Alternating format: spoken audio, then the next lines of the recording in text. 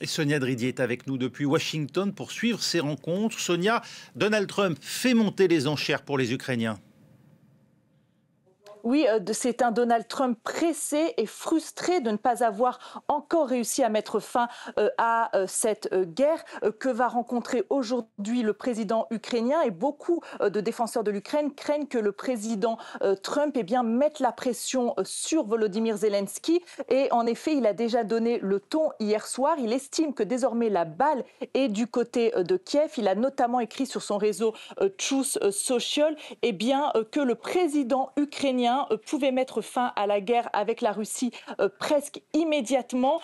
Il a exclu également que Kiev récupère le contrôle de la Crimée, annexée par Moscou en 2014, et il a également exclu que l'Ukraine puisse rejoindre l'OTAN.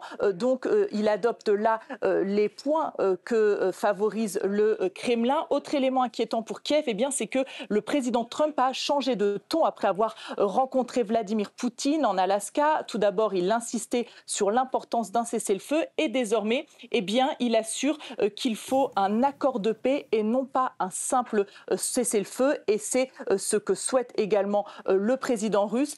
Donc c'est une rencontre qui s'annonce tendue tout à l'heure dans le bureau ovale ici à la Maison-Blanche. Des précisions, Sonia, sur la manière dont vont se dérouler ces rencontres?